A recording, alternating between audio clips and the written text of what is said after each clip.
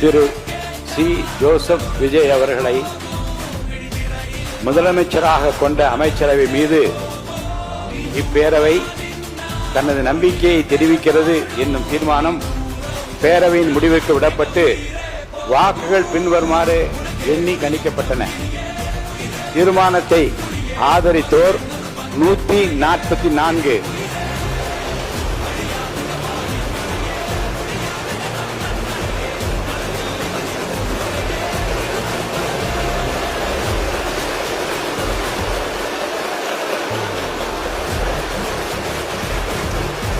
மாண்புமிகு முதலமைச்சர் அவர்களின் தீர்மானம் நிறைவேறியது, வெற்றி பெற்றது.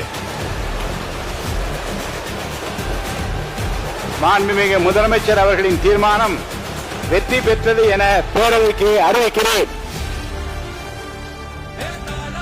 அமருங்கள்.